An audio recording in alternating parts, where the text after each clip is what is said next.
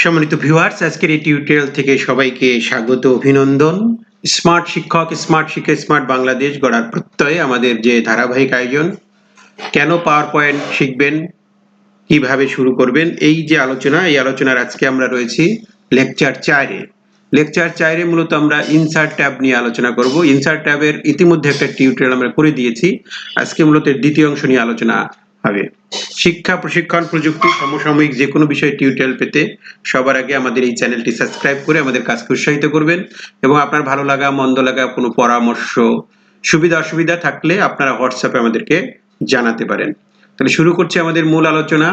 আমরা প্রথমেই একটা ব্ল্যাঙ্ক স্লাইড নিয়ে নিলাম। ব্ল্যাঙ্ক স্লাইড নিয়ে আমরা মূলত আজকে ইনসার্ট ট্যাবের কাজ শিখব। ইনসার্ট ট্যাবের যে প্রথম অংশটা কিন্তু ইতিমধ্যে আমরা আলোচনা করে দিয়েছি আমাদের পূর্বের টিউটোরিয়ালে, অর্থাৎ এ পর্যন্ত আমাদের আলোচনা হয়ে গিয়েছিল কিভাবে টেবিল থেকে আমরা টেবল আনবো, কিভাবে পিকচারগুলো আনবো বিভিন্ন মাধ্যমে, স্ক্রিনশট কিভাবে দিব, ফটো অ্যালবাম এর কাজ কি, শেপগুলো নিয়ে কিভাবে কাজ করবো, icons, 3D models, smart art এবং চার্ট, এই বিষয়গুলো আমরা কিন্তু পূর্বের টিউটোরিয়ালে দেখিয়ে দিয়েছি। আমরা পূর্বেই বলেছি ইনসার্ট কথাটার অর্থ হচ্ছে কোনো কিছু স্লাইডে আনা।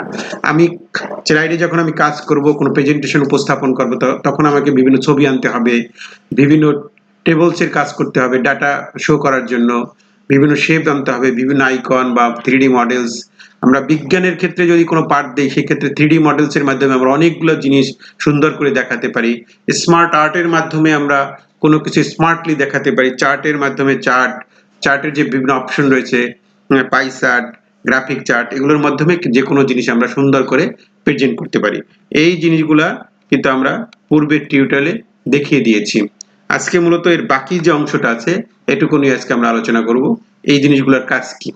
শুরু করছি। প্রথমে আমাদের যেটা রয়েছে, আজকে মূলত আমরা কাজ করব লিংক, এই অপশনটা নিয়ে। লিংক এর মধ্যে দেখুন তিনটা জিনিস রয়েছে আমাদের এখানে, একটা হচ্ছে জুম, একটা হচ্ছে লিংক, একটা হচ্ছে অ্যাকশন, এই তিনটা। এরপরে কমান্ড সেকশন রয়েছে, টেক্সট সেকশনের মধ্যে বেশ কিছু কাজ রয়েছে আমাদের, এগুলো আমরা আলোচনা করব। এবং সিম্বলের মধ্যে রয়েছে মূলত আমাদের ইকুয়েশন এবং সিম্বল। এরপরে মিডিয়ার মধ্যে আছে ভিডিও, অডিও এবং স্ক্রিন রেকর্ড করা। তাহলে শুরু করছি লিংক। লিংকের প্রথমে যেটা আছে সেটা হচ্ছে জুম। জুম এর যে সিম্বলটা, সামারি জুম এবং স্লাইড জুম, এই দুটো জিনিস এখানে আছে। সামারি জুমের মাধ্যমে মূলত আমরা দেখতে পারি আমাদের এই যে প্রেজেন্টেশনটা করছি আমরা, এখানে মোট কতগুলো মানে স্লাইড রয়েছে আমাদের, সেটার একটা সামারি আমাকে এখানে দিয়ে দিবে। এখানে মোট কতটা স্লাইড রয়েছে, মোট 23টা স্লাইড রয়েছে। এক নজরে দেখার জন্য আমাদের এই সামারি জুমে যাব আমরা। এরপরে এখান থেকে আরেকটা যেটা আছে সেটা ঠিক একই কাজ, স্লাইড জুম, অর্থাৎ আমাদের যতগুলা স্লাইড আছে সেগুলোকে জুম করে দেখাবে এখানে সেই। এবং এখান থেকে আরেকটা সুবিধা আছে, যেটার উপরে আমি ক্লিক করব সেইটা কিন্তু আমার এখানে শো করবে। এই হচ্ছে আমাদের জুমের কাজ। এরপরে লিংক, এটি খুব কাজে দেয় আমাদের প্রেজেন্টেশনের ক্ষেত্রে। লিংকের কাজ কি মূলত, আমরা যেমন এই যে বাংলাদেশ একটা আমার লেখা আছে এখানে, এই বাংলাদেশ সম্পর্কে আমি অনেক কিছু দেখাতে চাই, তার জন্য আমার একটা পিডিএফ ফাইল বা একটা ইমেজ রয়েছে, সেখানে বাংলাদেশের মানচিত্রটা রয়েছে বা যে কোনো জিনিস রয়েছে, সেটাকে এখান থেকে আমি লিংক করে দেব এবং এইটার উপরে ক্লিক করলে আমার সেই জায়গাটায় নিয়ে যাবে। এটা কি বলে লিংকের কাজ। তাহলে লিংকের কাজ করার জন্য প্রথমে আমাদের এইটা, যেটার উপরে আমি লিংক দিব সেটা সিলেক্ট করতে হবে। সিলেক্ট করার পরে লিংকে ক্লিক করতে হবে। লিংকে ক্লিক করতে গেলে আমি কোনটার সাথে লিংক করতে চাই, এখানে উল্লেখ্য যে এখানে এমএজ পাওয়ার পয়েন্টের ফাইল আমি লিংক করতে পারবো, পিডিএফ ফাইল লিংক করতে পারবো, কোনো ইমেজ লিংক করতে পারবো, যে কোনো কিছু আমি লিংক করতে পারবো। তাহলে আমরা যদি আমি যেটাকে লিংক করব সেটাকে আমার করে নিয়ে আসতে হবে। যেমন আমি যদি একটা পিকচারকে লিংক করতে চাই, এখানে আমার অনেক ধরনের পিকচার আছে, এখানে আমি এই পিকচারটাকে এখানে লিংক করতে চাই, তাহলে ওখানে ক্লিক করলে এটা লিংক হয়ে গেছে। লিংক হয়েছে কিনা সেটা আমি বুঝবো কিভাবে, সেটার জন্য আমাকে যেতে হবে স্লাইড শোতে। স্লাইড শোতে গিয়ে আমি যদি এই বাংলাদেশের উপরে আমি যেহেতু লিংক করেছি সেজন্য এরকম একটা হাতের মতো আসবে, এটার উপরে ক্লিক করলে আমাকে কিন্তু যেটার সাথে আমি লিংক করেছি সেই জায়গাটা এখানে নিয়ে যাবে। অর্থাৎ এই ছবিটার সাথে আমরা লিংক করেছি, যে আমাদের যে পাওয়ার পয়েন্টের যে ধারাবাহিক আলোচনা, সেখানে লেকচার 3-তে আমরা ইনসার্ট ট্যাব নিয়ে আলোচনা করেছিলাম, সেইটার যে একটা থাম্বনেল সেটা এখানে লিংক করে দেওয়া হয়েছে, সেটার মধ্যে কিন্তু আমাকে নিয়ে গেল। এই হচ্ছে লিংকের কাজ, খুবই গুরুত্বপূর্ণ লিংকের কাজগুলো। আবার এই লিংকটাকে যদি আমি রিমুভ করতে চাই, তাহলে এটা সিলেক্ট করে এটার উপর রাইট অপশনে ক্লিক করে এই যে remove the link, remove the link, remove link করলে এই লিংকটা ওখান থেকে রিমুভ হয়ে যাবে, আমি আবার আরেকটা জিনিসের সাথে এটারে লিঙ্ক করতে পারবো। এরপরে অ্যাকশন বাটনটা কি, এটা তো সাধারণত আমরা পরবর্তী স্লাইডে যদি আমি যাই, অর্থাৎ আমি এই লেখাটার সাথে একটা লিঙ্ক করে দেবো যাতে আমাকে নেক্সট স্লাইডে নিয়ে যাবে, আমাদের নেক্সট স্লাইডে সে আমাকে নিয়ে যাবে, সেটা আমরা করতে পারি। অথবা কোন স্লাইডে আমি নিয়ে যাই, প্রিভিয়াস স্লাইডে বা সেকেন্ড স্লাইডে বা এন্ড স্লাইডে আমি নিয়ে যেতে পারি, বা আমি এখান থেকে কাস্টম করেও নিয়ে যেতে পারি যে কোন স্লাইডে আমি নিতে চাই। এটার থেকে আমরা যদি যে ফার্স্ট স্লাইড দিয়ে রাখলাম, আমার ফার্স্ট স্লাইডে নিয়ে যাবে। এরপরে আমি এটাকে একটা প্লে সাউন্ড, একটা সাউন্ড দিয়ে দিতে পারি, অর্থাৎ ওইটাকে ক্লিক করার সাথে সাথে একটা সাউন্ড হবে এবং সেই সাউন্ডটার হয়ে আমাকে পরেরটায় নিয়ে যাবে। সেখানে আমরা একটা টাইপরাইটার টাইপের একটা সাউন্ড সেট করে দিলাম। এরপর আমি ওকে দিলাম। তাহলে আমি লিঙ্ক করেছি কোনটার সাথে, ফার্স্ট স্লাইডের সাথে, অর্থাৎ আমাকে ফার্স্ট স্লাইডে নিয়ে যাবে।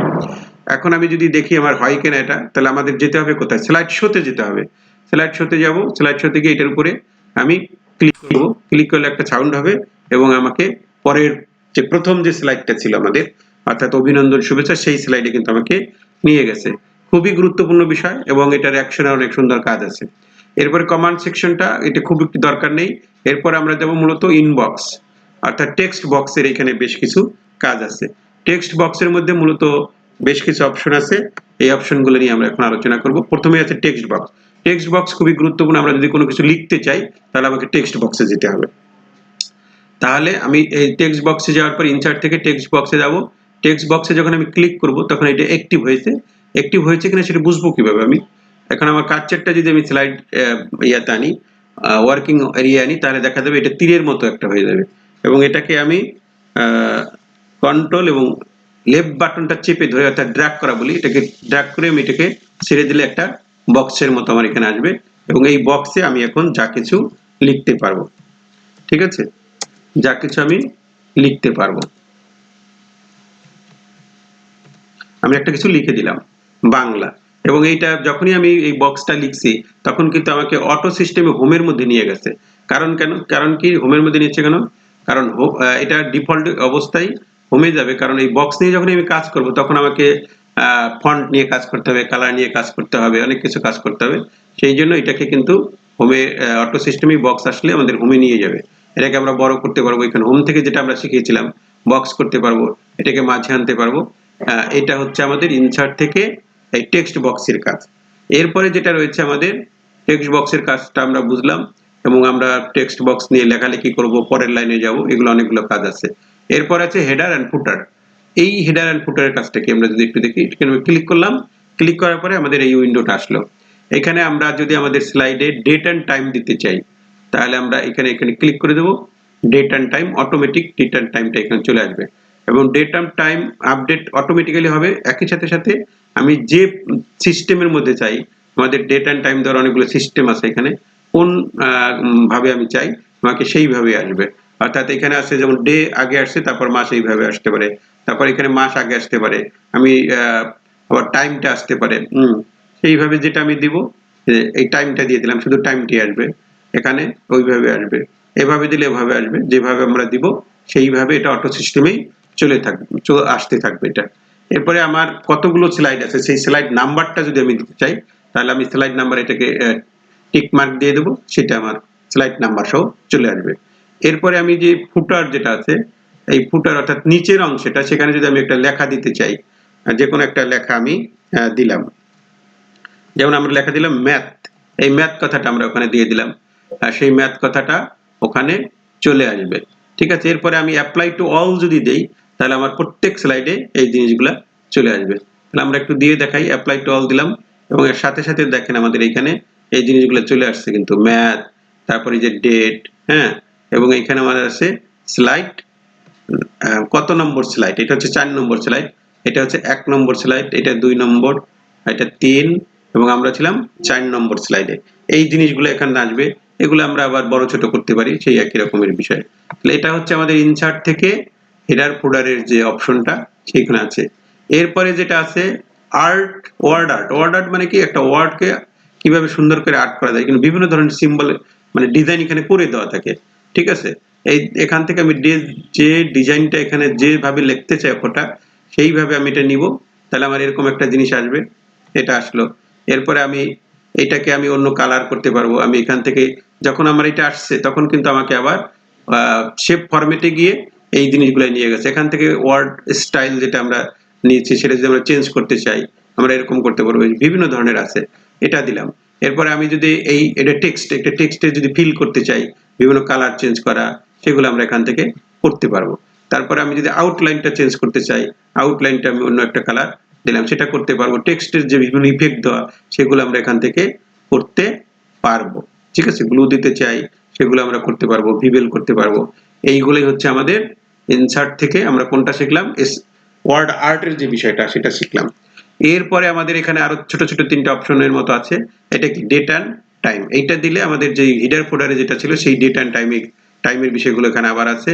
এরপরে আছে স্লাইড নাম্বার, অর্থাৎ স্লাইডে আমি একটা নাম্বার দিতে চাই, সেটা আমাদের এই হিডার ফোল্ডারের মধ্যে সবগুলোই আছে। এরপরে এখানে যেটা রয়েছে অবজেক্ট, এটার কাজ একটু আলাদা, সেটা আমরা পরে শিখব। এরপরে আমাদের যেটা আছে সেটা হচ্ছে ইকুয়েশন। ইকুয়েশন বলতে আমরা যে ম্যাথের যে বিভিন্ন ইকুয়েশন লিখতে হয় আমাদেরকে, সেই ইকুয়েশনের বিষয়গুলো আছে। আমরা নিজেরাও ইকুয়েশন তৈরি করতে পারি। আমরা যদি একটা ব্ল্যাঙ্ক স্লাইড নিয়ে আপনাদের আবার দেখাই, আমরা একটা ব্ল্যাঙ্ক স্লাইডে যাই, আমরা এখানে ব্ল্যাঙ্ক স্লাইডে গেলাম, এখানে আমরা একটা ইকুয়েশন নিব। তাহলে ইকুয়েশনে আমি ক্লিক করব, ইকুয়েশন আমার চলে আসলো। এবং ইকুয়েশনে যখন আমি ক্লিক করেছি তখন কিন্তু আমার কাছে একটা নতুন পপ আপ আসছে বা একটা উইন্ডো চলে আসছে আমাদের এখানে ইকুয়েশন নিয়ে যত কাজ। হ্যাঁ, এই ইকুয়েশন নিয়ে যত কাজ, এখানে ইকুয়েশনের যে ড্রপ ডাউনটা আছে সেই ড্রপ ডাউনে আমি ক্লিক করলে আমরা ওইটা পাবো।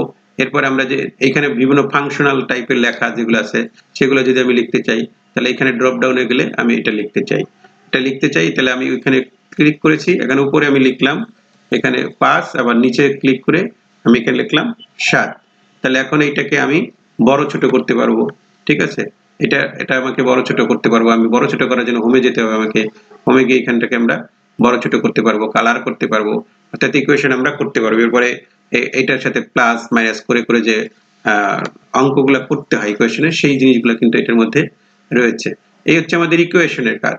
এরপরে যেটি রয়েছে সেটি হচ্ছে সিম্বল। সিম্বল যেটা রয়েছে, সিম্বল এটা কিন্তু এখন ইনঅ্যাক্টিভ অবস্থায় রয়েছে।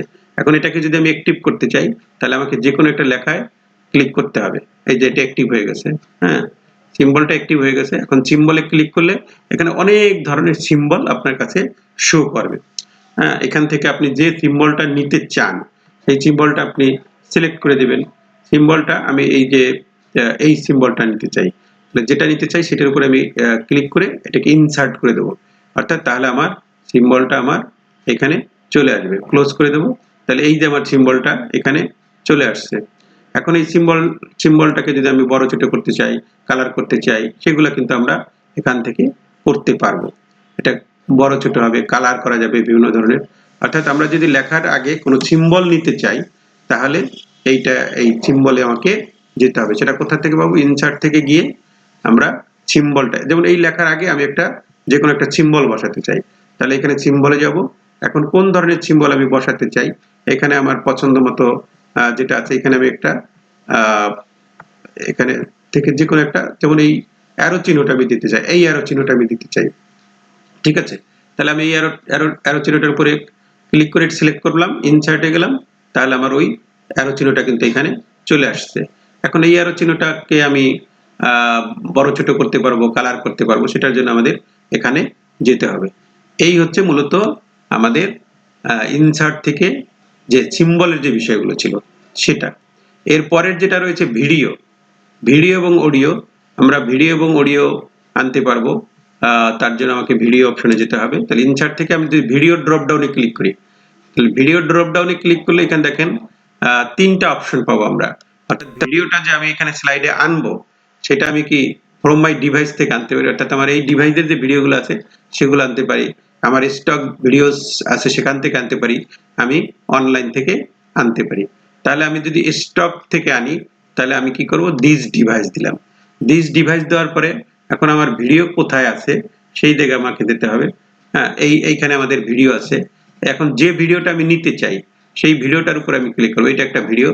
এই ভিডিওটার উপরে ডাবল ক্লিক করলে এই ভিডিওটা কিন্তু আমার এখানে চলে আসছে, অলরেডি চলে আসছে। এখান থেকে এই যে প্লে করলে,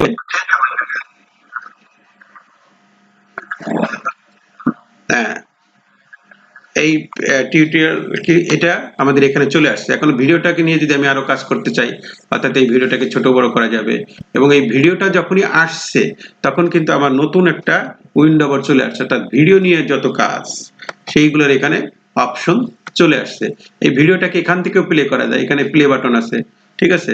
এই ভিডিওটাকে বিভিন্ন কালার, মানে এর যে ইয়ে আছে সেটাকে বাড়ানো কমানো এই বিষয়গুলো যায়, কারেকশনস করা যায়, কালার করা যায়। আর এই ভিডিওর যে অন্য শেপে নিতে চাই ভিডিওটাকে, আমি একটা গোলের মধ্যে নিতে চাই, তাহলে গোলের মানে এরকম হবে, ওভাল আকারে হবে, এবং এটা ধরেও কিন্তু আমরা একে ছোট বড় করতে পারবো। এখনো কিন্তু এই ভিডিওটা এখানে রয়েছে, এবং ভিডিওটা প্লে করলে আবার যেটা এখান থেকে শোনা যাচ্ছে। তাহলে আমরা স্লাইডে যে ভিডিও আনার যে বিষয়গুলো ছিল, হ্যাঁ, একসময় এগুলা আমরা বিভিন্ন ভাবে আনতাম, কিন্তু এখন আমাদের এই যে অফিস আপডেট হওয়াতে এখান থেকে সরাসরি আমাদের যে কোনো ভিডিও আমরা স্লাইডে কিন্তু নিয়ে আসতে পারি। আমরা এখান থেকে অনলাইন থেকে আনতে পারবো, অনলাইনে ঢুকে আমরা যে ভিডিওটা আনতে চাই সেই ভিডিওটা ওখান থেকে বের করে ওখান থেকে সরাসরি ভিডিওর উপরে ক্লিক করলে এখানে চলে আসবে। খুবই সহজ হয়ে গেছে বিষয়গুলো এখন আমাদের আপডেটের কারণে। তাহলে আমরা এই মুহূর্তে আর অনলাইনে যাচ্ছি না। তাহলে এটা হচ্ছে ভিডিও আনার ব্যাপার। আমার মনে হয় ভিডিওটা কিভাবে স্লাইডে আনতে হয় সেটা আমরা বুঝতে পেরেছি। এরপরে আমাদের ছিল অডিও, ঠিক একই রকমের। আমি স্লাইডে অডিও আনতে চাই। অডিও বলতে কোনো মানে রেকর্ডেড কথাবার্তা বা গান বা যে কোনো, সেখানে ছবি থাকবে না। এটা আনা যায় অডিও অন মাই পিসি, অর্থাৎ আমার পিসিতে যে অডিওগুলো আছে সেগুলো আনা যায়, অথবা আমি অডিও এখানে রেকর্ড করে আনতে পারি, অর্থাৎ আমি অডিওটা রেকর্ড করতে পারি। পিসি থেকে আনতে গেলে আমার পিসিতে যে অডিওগুলো আছে সেইগুলোর থেকে যে কোনো একটা আমাকে আনতে হবে। এখানে যেখানে আমার অডিও আছে সেখান থেকে আমি সিলেক্ট করে দিলেই ভিডিওর যেভাবে এনেছি ঠিক একইভাবে আসবে। আর এখানে রেকর্ডেড অডিও বলতে আমি যদি রেকর্ড করতে চাই, এখানে আমি একটা জিনিস রেকর্ড করব, এটার একটা নাম দিলাম, আমরা আমরা নাম দিলাম BANGLA, বাংলা নামে দিলাম এটা আমরা। এই নামে এটা সেভ হয়ে যাবে কি, ঠিক আছে। এখন আমি একটা জিনিস রেকর্ড করতে চাই, আমি একটা জিনিস রেকর্ড করব, সেটা আমাকে এই যে রেকর্ড বাটনটা যে আছে এই রেকর্ড বাটনটা যদি আমি ক্লিক করি তাহলে এটা রেকর্ড শুরু হয়ে গেছে। এই যে দেখেন 3 সেকেন্ড কিন্তু এটা হয়ে গেছে, 4 সেকেন্ড 5 সেকেন্ড হয়ে গেছে। এভাবে আমি যে কোনো জিনিস, আমার কবিতা আবৃত্তি হতে পারে, আমার গল্প বলা হতে পারে, আমি নিজে কিছু ভালো করতে চাই, আমি নিজে সাউন্ড করে কোনো কিছু শিক্ষার্থীদের অ্যাড করতে চাই, সেইভাবে আমরা এখান থেকে আমরা যে কোনো কবিতা আবৃত্তি হতে পারে, গান হতে পারে, গজল হতে পারে, সেটা এখান থেকে রেকর্ড করব। রেকর্ড করে এখানে আমাদের এই যে ওকে বাটনে যদি আমি ক্লিক করি তাহলে আমাদের এটা 30 সেকেন্ডের একটা অডিও কিন্তু রেকর্ড হয়ে গেল। এবং আশ্চর্যজনক ভাবে যেটা বলা যায় সেটা হচ্ছে রেকর্ডকৃত অডিওটা এখানে কিন্তু এখন রয়ে গেছে। আমরা যদি প্লে করি, দেখেন একটু প্লে করি,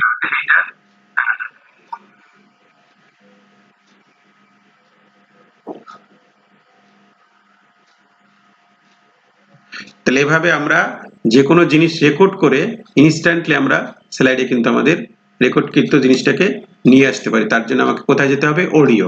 খুবই ভালো জিনিস। এরপরে যেটা আছে স্ক্রিন রেকর্ডার।